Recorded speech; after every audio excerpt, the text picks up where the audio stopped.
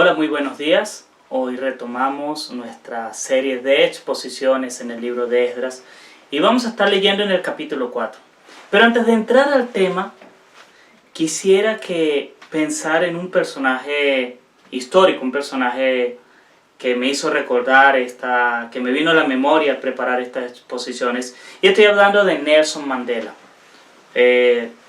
Han habido muchas películas en las que se ha retratado su vida. Quizás una de las más recientes es Invictus, una película que narra un momento crucial en la historia de la reconciliación de Sudáfrica. Pensaba en Nelson Mandela por lo siguiente. Nelson Mandela estuvo 27 años preso. La mayor parte de su vida la vivió bajo la opresión y solo pudo ver sus sueños de libertad y de unir a Sudáfrica en la última parte de su vida. Y este hombre, y eso es una de las cosas hermosas que retrata la película Invictus y su vida personal, este hombre rechazó la revancha, rechazó la venganza, buscó la verdad, buscó la reconciliación de su país. Después, él fue el primer presidente electo democráticamente en Sudáfrica, por la mayoría. Y él, una vez que estuvo en el gobierno, buscó la verdad. Creó comisiones de justicia y verdad para mostrar los abusos, las torturas y la maldad que se vivió durante el tiempo de la segregación racial, el apartheid en Sudáfrica. Él fue incansable en buscar la unión de su país, pero también en buscar la verdad.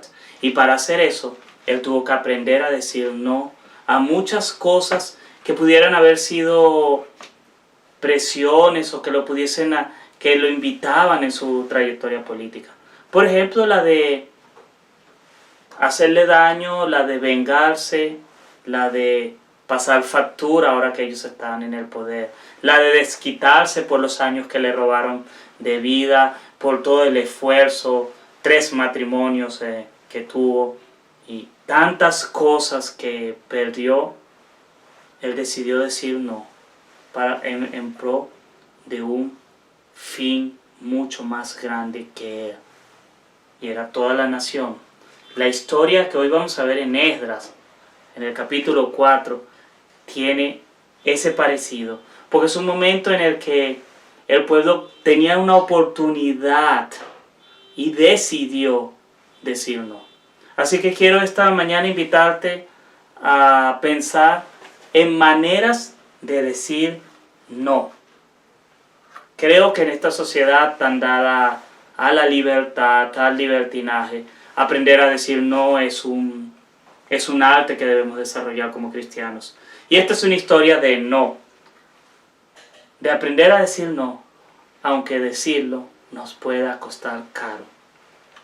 Quiero que leamos los primeros 5 versos del capítulo 4 de Esdras. Y voy a leer a favor de ustedes. Cuando los enemigos del pueblo de Judá y de Benjamín se enteraron de que los repatriados estaban reconstruyendo el templo del Señor, Dios de Israel, se presentaron ante Zorobabel y ante los jefes de familia y les dijeron: permítannos participar en la reconstrucción, pues nosotros, al igual que ustedes, hemos buscado a su Dios y le hemos ofrecido holocaustos desde el día en que Esarhadón, rey de Asiria, nos trajo acá. Pero Zorobabel, Jesúa y los jefes de las familias de Israel les respondieron: no podemos permitir que ustedes se unan a nosotros en la reconstrucción del templo de nuestro Dios. Nosotros solo nos encargaremos de reedificar el templo para el Señor, Dios de Israel, tal como lo decretó Ciro, rey de Persia. Entonces los habitantes de la región comenzaron a desanimar e intimidar a los de Judá para que abandonaran la reconstrucción. Y hasta llegaron a sobornar a algunos de los consejeros para impedirles llevar a cabo sus planes. Esto sucedió durante todo el reinado de Ciro, rey de Persia, y hasta el reinado de Darío, que también fue rey de Persia.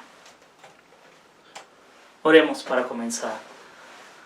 Padre eterno, Señor, en esta mañana queremos ponernos en tus manos, Señor, y tú conoces, Señor, que a veces es para nosotros tan difícil decir que no de una manera contundente. Que esta palabra pueda enseñarnos, Señor, y hacernos pensar en cómo ser sabios para decir que no, Señor. Señor, toca nuestra mente, nuestros corazones, pero sobre todo ayúdanos a ser fieles oidores en esta mañana. Oír tu evangelio, Señor. No queremos oír voz de hombre, queremos oírte a ti, Señor. Por favor, háblanos, te lo pido, Señor, en tu nombre precioso. Amén. ¿Por qué el pueblo? Lo primero que me viene a la mente es decir, ¿por qué el pueblo dijo que no? Estos son los habitantes que ya estaban ahí. Recuerden que cuando Israel primero fue llevado al exilio y cuando después fue Judá muchos años después, la tierra no quedó vacía. Parte de las políticas de estos imperios era repoblar la tierra. Ellos se llevaban a una ciudad, como hicieron con el reino del norte y como hicieron después con Judá, pero traían después gente. Y esa gente era gente de otros lugares. Eso era un poco para quebrar la identidad de los pueblos y mantenerlos subyugados, pero también para que la tierra siguiese produciendo, para que la tierra estuviese ocupada por súbditos del imperio. Al fin y al cabo, a estos imperios les interesaba que las tierras siguiesen produciendo su fruto para poder cobrar los impuestos necesarios. Entonces estos ya son habitantes que estaban establecidos en la región. Estos eran habitantes que ya conocían el medio. Estos eran habitantes que ya tenían una economía establecida. Entonces pudiesen parecer muy buenos aliados. Pudiese parecer que eran aliados ideales para Judá. Pudiesen haber venido como anillo al dedo.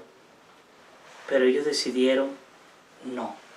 Y la razón para decir no en su contexto histórico es porque necesitaban mantener la pureza de la nación de Israel. Esta gente, a pesar de que en el verso 2 dice que ellos quieren porque han buscado a Dios y hemos ofrecido holocaustos. Y uno diría, excelente, son aliados, creen en el mismo Dios, ofrecen los mismos holocaustos y vienen a ofrecernos su ayuda. El pueblo dice no, porque este pueblo tenía un problema. Y el problema es que no eran puros. Quiero leerles un poco la explicación de esto. En el segundo libro de Reyes, capítulo 17. En el segundo libro de Reyes, capítulo 17, verso 32. Aquí está. Y es algo sobre la repoblación de Samaria de estos personajes.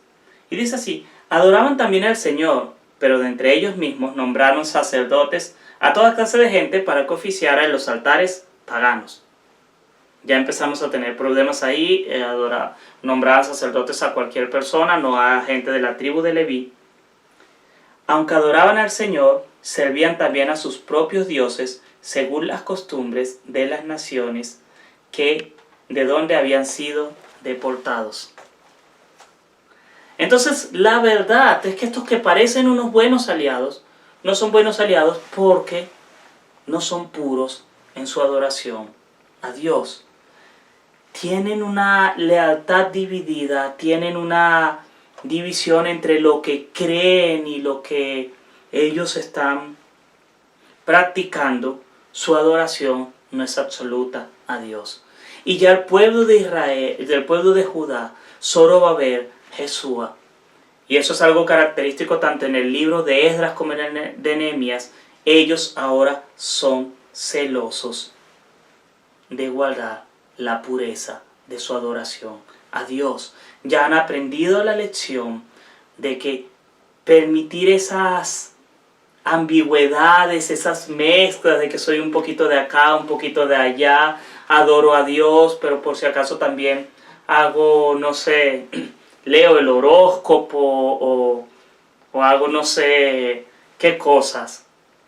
Ya ellos habían descubierto que esas mezclas eran peligrosas para la nación.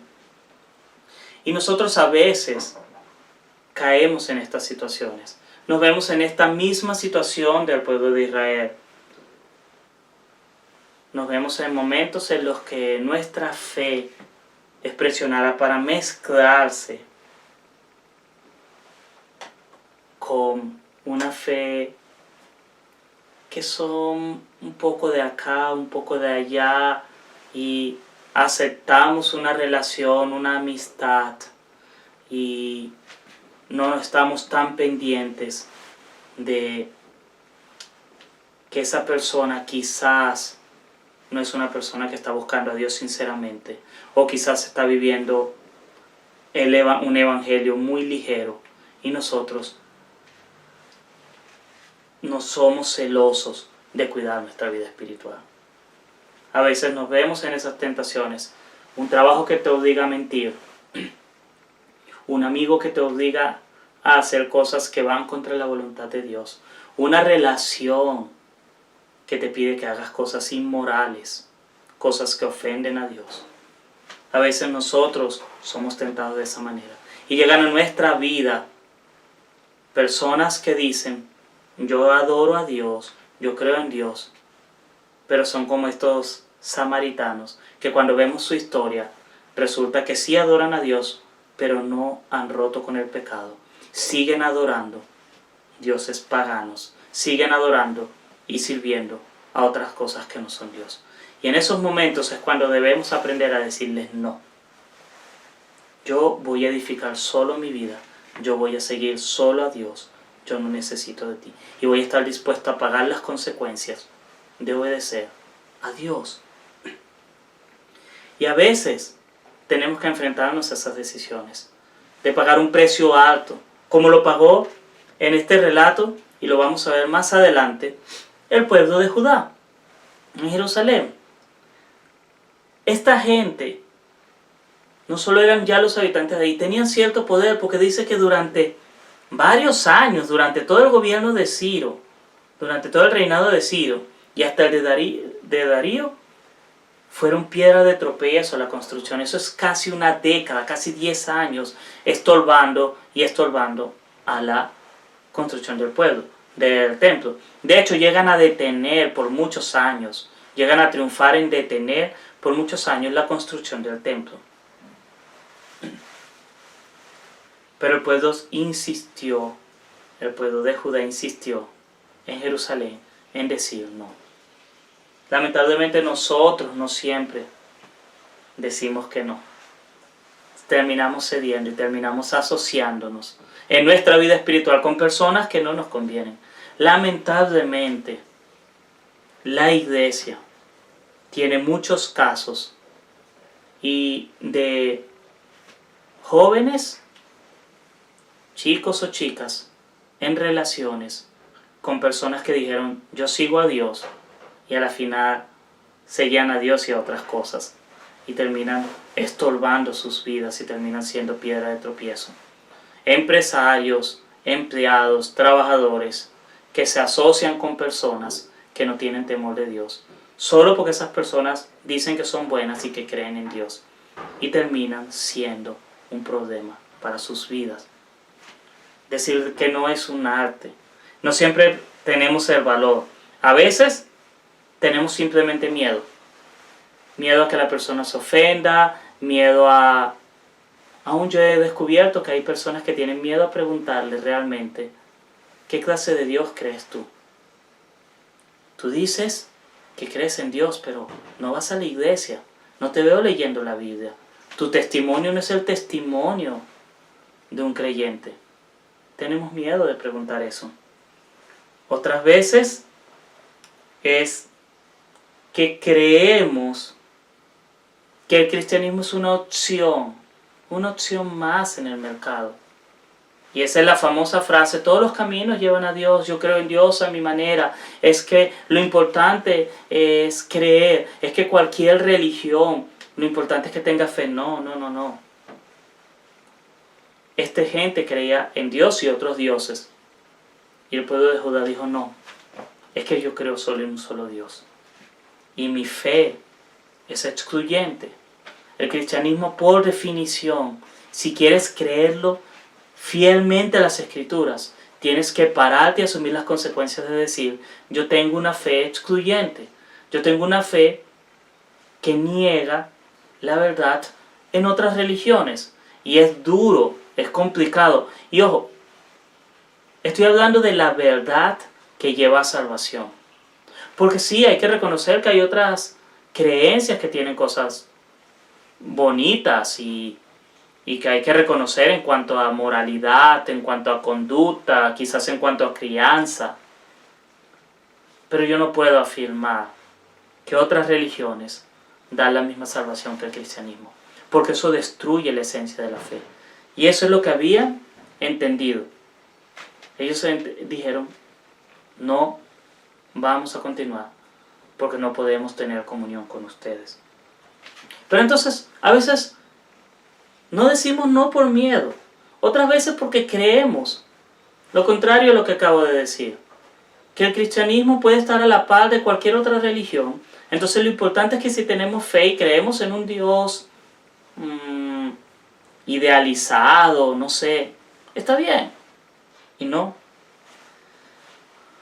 Otras veces es que sencillamente no medimos el impacto de unir nuestra comunión con personas que no tienen temor de Dios. O si no, no estamos seguros de lo que creemos. Cuando tú dudas en la fe, cuando tú dudas de lo que tú crees, te es más difícil defender tu fe. La realidad es que un creyente que quiere ser fiel a Dios debe estar dispuesto a decir no y asumir las consecuencias de su fe. De eso es de lo que trata este pasaje. Un pueblo que no tuvo miedo, o mejor dicho, tuvo miedo, pero aún así dijo no. Un pueblo que estaba convencido de lo que estaba creyendo, un pueblo que no aceptaba otras ideas en cuanto a la fe. Solo había una manera de servir a Dios y era a través de la fe que ellos creían. Cualquier otro que se acercaba y decía yo creo en el mismo Dios, para ellos era impuro. Hoy nosotros tenemos que tomar también decisiones en las que tenemos que aprender a decirle no a muchas cosas. Y no estoy hablando de que empecemos a rechazar gente porque no cree en la misma fe que nosotros. No se trata de rechazar gente. Porque tendríamos, como dice las mismas escrituras en el Nuevo Testamento, tendríamos que salir del mundo. No, no me refiero a eso. No me refiero a que vamos a excluir gente porque no cree lo mismo que nosotros. Me refiero a la comunión. Me refiero a quienes tú vas a llamar hermanos, con quienes vas a decidir tomar la cena, con quienes vas a decidir vivir tu fe. A eso es a lo que me refiero. Deberíamos buscar que las personas a las que llamamos hermanos, con las que tomamos la cena del Señor, con las que tenemos la comunión más profunda, con las que compartimos nuestra fe y decimos, esta es gente de mi creencia, debería de verdad caminar con nosotros. Y hay 3 observaciones que pueden ayudarte a pensar en cómo decirle no a esa relación que tú sabes que es un yugo desigual. En cómo decirle no a esa persona que se acerca y dice que cree en Dios, que quiere tener comunión contigo, que quiere vivir la fe, pero no está caminando realmente con el Señor. 3 cosas, 3 observaciones en las que nos pueden ayudar a decirnos a nosotros mismos, no, este estilo de vida no agrada a Dios. Yo debo parar y debo buscarlo. 3 cosas para decir no y asumir las consecuencias que haya que asumir. La primera, las lealtades divididas a la larga destruyen. Eso ocurre en cualquier tipo de relación. Cualquier lealtad dividida destruye. Una manera de entenderlo es con los metales, con aleaciones. Hay determinadas aleaciones que hacen que un material sea más fuerte o más débil. Y hay mezclas de metales que no se deben hacer porque resulta un material quebradizo, un material que se va a partir. Piensa, tú eres como tu creencia, tu fe es como una pieza de un metal determinado. Si tú le echas una cantidad específica de más de otro material, a la final te vas a fracturar, te vas a quebrar. Las lealtades divididas a la larga destruyen. Y eso fue algo que entendió aquí el pueblo de Judá. Al final asociarse con gente que creía en Dios, pero también practicaba culto a otros dioses, los iba a volver a destruir. Más adelante en este libro vemos una preocupación muy grande por el celo que obliga a expulsar gente que no compartía la misma fe. El punto aquí es, lealtades divididas a la larga te van a destruir. Si tú estás intentando seguir a Cristo, pero mantener un vicio, si tú estás intentando seguir a Cristo, pero también seguir ideas políticas y darle toda tu vida a esas ideas, si tú estás intentando mantener tu lealtad y tu corazón, el señorío de tu vida, entre dos cosas, a la larga eso te va a destruir. O vas a tener que dejar a uno. Jesús lo ilustra muy claramente cuando nos habla de no podemos servir a dos señores. Y cuando Él hace eso lo hace específicamente tomando el caso de la riqueza, que dice no puedes servir a dos señores, a Dios y a las riquezas. Pero el principio es, tu corazón no puede estar en dos lugares. Tu corazón no puede estar en la pasión por el fútbol y en la pasión por Dios. Tu corazón no puede estar en la pasión por un hombre o una mujer y Dios. Dios debería ser el centro de todas tus pasiones y lo demás secundario. Lealtades divididas, especialmente en el tema de la fe, a la larga te destruyen. Pero también la segunda cosa que vemos aquí, y se desprende de la primera, y quizás era cada vez que se acercaron esta gente y Zorobabel empezó a hacer memoria de la historia de su pueblo, se dio cuenta de que la ambigüedad te va a alejar de Dios. Ideas ambiguas te van a alejar de Dios. Si tú estás intentando conciliar todos los extremos, te vas a alejar de Dios. Creo que el mayor ejemplo es el laberinto moral en el que vivimos ahora. El laberinto del relativismo, donde todo está permitido, donde lo importante es que no hay verdad absoluta. Eso se empieza a transformar un laberinto moral del que es muy difícil salir. Y esa ambigüedad te empieza a alejar de Dios. Hay gente que intenta reconciliar lo bueno con lo malo. Entonces intenta justificar mentiras, cambiarle la palabra. Entonces esas personas no pecan, tienen un tropiezo, tienen un desliz. Y empiezan a ser ambiguos en su manera de creer. Y cuando se dan cuenta, están muy lejos de Dios. Porque la verdad es que las escrituras son claras. El pecado es pecado. El pecador es un pecador. Solo hay una manera de tener la gracia de Dios y es a través del arrepentimiento. Hay cosas que deben ser claras, que no deben ser ambiguas en la declaración y en la práctica de tu fe. La ambigüedad te va a alejar de Dios. Y Zorobabel había entendido eso. Vemos que los últimos años, lo que se relata en Crónicas y en Reyes, de Jerusalén fueron años en los que la nación fue ambigua. Seguían a Dios, pero volvían a los ídolos. Y una y otra vez aparece la idea de que decía, y restauraron la adoración en el templo, pero no eliminó los lugares altos, hablando de los sitios de adoración paganos. Y fueron ambiguos, y se fueron alejando de Dios, y se fueron alejando de Dios. Y al final vino el juicio sobre ellos.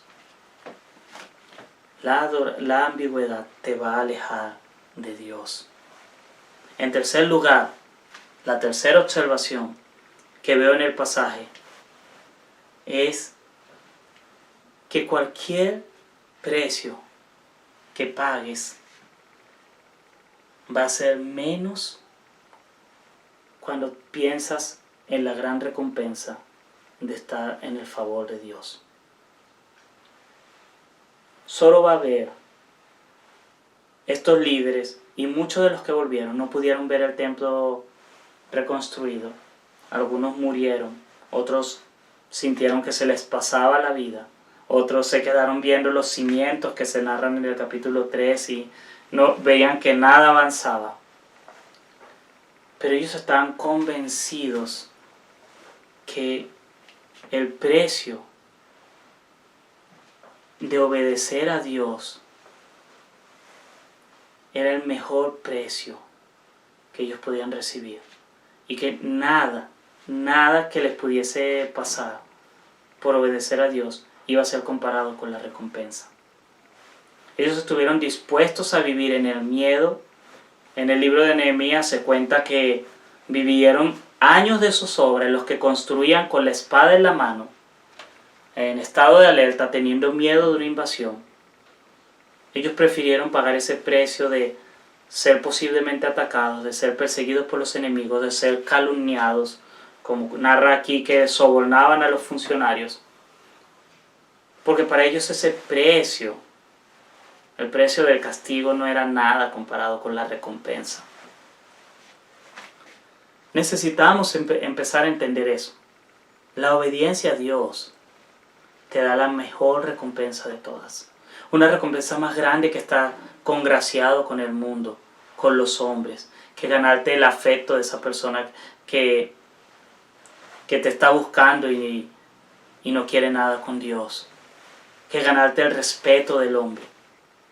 La gracia de Dios es mucho más grande. Zorobabel, tú y yo necesitamos de verdad una poderosa motivación, inspiración para aprender a decir que no. En este caso, Zorobabel reconocía que Dios era el que los había llevado de vuelta y era esa fe y esa esperanza lo que lo movía.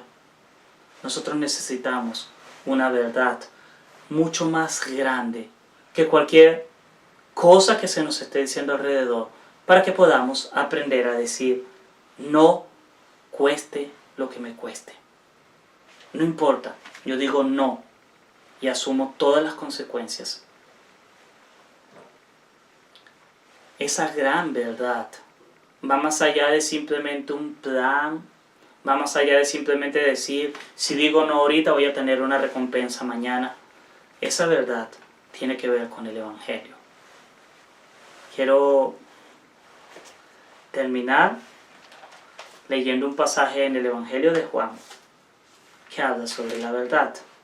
Y mientras los busco, quería contarles algo más sobre Nelson Mandela. Uno lee la historia de Mandela, cómo él le apostó a la reconciliación y él le apostó a la unidad de la nación. Y se da cuenta que él veía algo mucho más allá que el momento. Cuando él asumió la presidencia, él no buscó la revancha, él buscó unir al pueblo. Él eligió el perdón porque él creía en que se podía llegar a vivir en una nación en la que reinasen el amor y la paz. Él se guiaba por ideales cristianos. Él se guiaba por ideales universales de amor. Les dije al comienzo que él estuvo 27 años preso y nada más fue presidente 5 años. Un periodo. Rechazó ser reelegido. Y probablemente si él hubiese sido reelegido, hubiese buscado la reelección, probablemente él hubiese ganado. Él fue y es admirado en Sudáfrica y fue reconocido. Pero él decidió darle el poder. Él no estaba buscando el poder. Él no estaba buscando la presidencia. Él no estaba buscando ser el presidente eterno. Él se retiró de la vida pública, siguió trabajando en fundaciones y él fue de hecho uno de los que impulsó que Sudáfrica fuese sede del Mundial de Fútbol. Y todo porque él veía y quería ver una nación unida.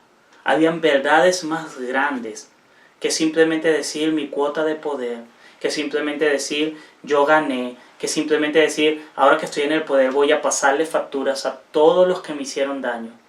A él lo movían cosas más grandes. A él lo movía una verdad.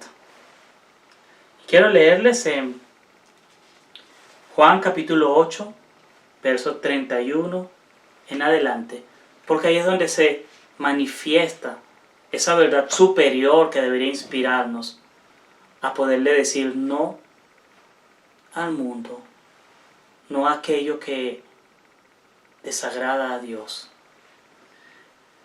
Jesús se dirigió entonces a los judíos que habían creído en él y les dijo: si se mantienen fieles a mis enseñanzas, serán realmente mis discípulos y conocerán la verdad, y la verdad los hará libres.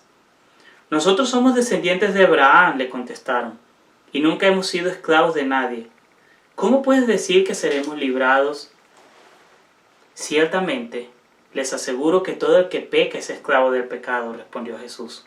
Ahora bien, el esclavo no se queda para siempre en la familia, pero el Hijo sí se queda en ella para siempre. Así que si el Hijo los libera, serán ustedes verdaderamente libres.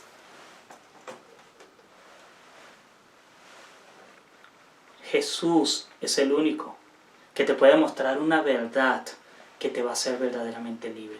Tan libre que vas a estar dispuesto a decir: pierdo esta relación, pierdo este trabajo, pierdo esta posición social, pierdo estas amistades, pero yo soy libre de la esclavitud del pecado y puedo vivir sin tantas cosas a mi alrededor. Jesús es esa verdad. Más adelante en Juan, en el capítulo 14, en el verso 6, él dice: yo soy el camino, la verdad y la vida. Él es la verdad. Si tú quieres conocer una verdad, si tú estás peleando con el miedo a decir que no, y eres de esas personas que le dicen sí a todo y después sufren por eso, que aceptan relaciones tóxicas, que aceptan malos momentos en el trabajo, que aceptan ser humillados, que viven atrapados por mantener su dignidad o mantener una posición. Quiero decirte que hay una verdad que te puede librar de todo eso. Esa verdad es Jesucristo. Él mismo lo dijo: yo conoceréis la verdad y la verdad os hará libres, les dará libertad. Y después dijo: yo soy esa verdad. Si tú conoces a Jesús como tu Salvador, tú puedes ser verdaderamente libre. Y la libertad es lo que te permite decir no. Pase lo que pase, yo te digo no. Pase lo que pase, yo le digo no al pecado. No importa que me sienta mal. No importa que me pierda el disfrute temporal. Porque conozco a la verdad y camino con la verdad. Jesús es esa verdad.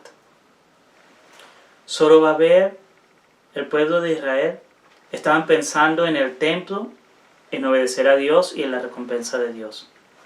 Eso les dio un poco de impulso para decir que no.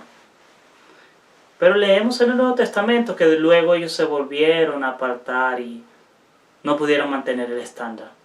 Ninguno de nosotros puede hacerlo por sí mismo. Pero cuando conoces a la verdad, esa verdad que se encarnó, que se hizo hombre, eres verdaderamente libre.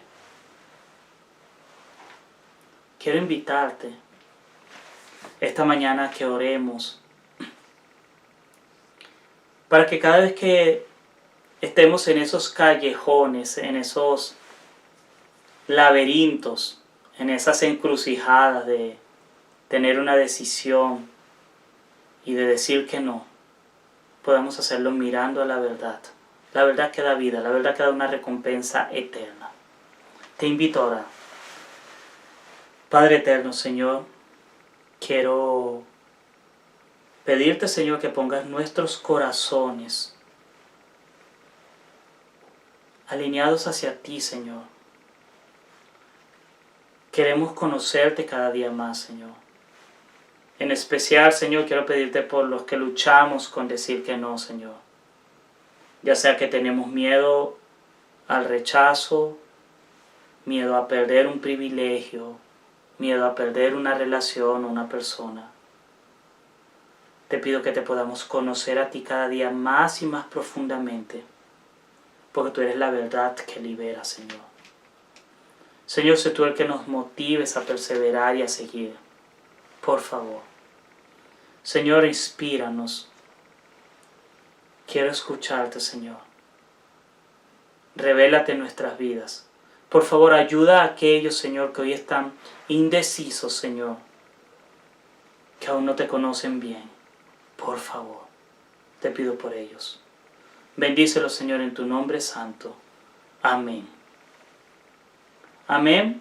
Muchas gracias por escuchar este video y en semana seguimos viéndonos en la Biblia en casa, nuestros tiempos de oración y te invito encarecidamente que te acerques a las Escrituras, que es donde se revela la verdad que te puede dar salvación. Dios te bendiga, que tengas un excelente domingo.